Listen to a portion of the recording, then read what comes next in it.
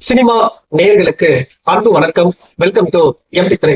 இந்த ஷோல அபிஷன் ஜீவன் இயக்கத்துல சசிகுமார், சிம்ரன், மிதுன் ஜெய்சங்கர், கமலேஷ், எம்.எஸ். பாஸ்கர் மற்றும் பலருக்கு நடிப்பில் வெளிவந்திருக்கிற திரைப்படம் தான் டூரிஸ்ட் ஃபேமிலி. இந்த படத்தினுடைய டீசர் வெளிவரும் போது இந்த படத்துக்கு ஒரு மிகப்பெரிய எதிர்பார்ப்பு இருந்துச்சு.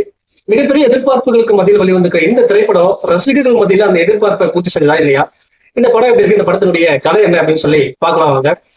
இலங்கையிலிருந்து தமிழகம் வரக்கூடிய அகதிகளுடைய பிரச்சனைகளை சொல்லக்கூடிய ஒரு படமா அதை எடுத்திருக்காங்க.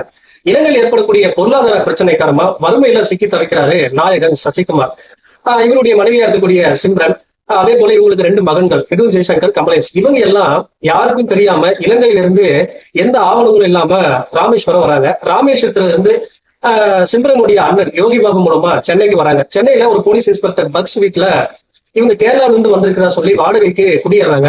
அந்த வாடகைக்கு வந்து சில நாட்கள்லயே அங்க இருக்கக்கூடிய அந்த காலனியில் இருக்கக்கூடிய குடும்பங்களுடன் ரொம்ப அந்யோன்யமாவும் ரொம்ப சந்தோஷமாவும் பழகுறாரு.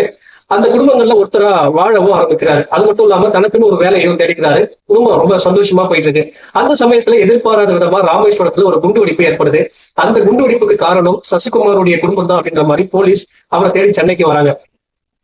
இறுதியா சசிகுமாருடைய குடும்பத்தினுடைய சூழ்நிலை என்ன ஆச்சு, போலீஸ் சசிகுமாருடைய குடும்பத்தை கண்டுபிடிச்சாங்களா இல்லையா அப்படிங்கறதா இந்த படத்தினுடைய மீதி கதை.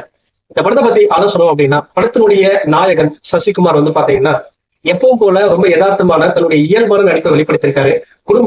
குறிப்பா சொல்லணும் அப்படின்னா, ஒரு குடும்பம் எப்படி சந்தோஷமா இருக்கணும் அப்படிங்கிற ஒரு நடுத்தர குடும்ப தலைவனா காட்சிகள்லாம் ரொம்ப உணர்வுபூர்வமாகவும் ரொம்ப கலகலப்பாகவும் நடிச்சிருக்காரு. அது மட்டும் இல்லாம குடிச்சிட்டு அவர் பண்ற அலப்பறைகள் எல்லாமே வந்து பாத்தீங்கன்னா ரசிக்கிற வகையில அமைச்சிருக்காங்க. குறிப்பா சொல்லணும் அப்படின்னா தன்னுடைய சிறப்பான நடிப்பை வெளிப்படுத்திருக்காரு நாயகன் சசிகுமார். அதே போல நாயகி சிம்ரன் இலங்கை தமிழ் பேசுற ஒரு குடும்ப தலைவியா ஒரு விரட்டலான நடிப்பை வெளிப்படுத்திருக்காங்க அப்படின்னு தான் சொல்லணும். அதாவது நடிச்சிருக்காங்கன்னு சொல்றதை விட அந்த கதாபாத்திரமாவே வாழ்ந்திருக்காங்க அப்படின்னு தான் சொல்லணும்.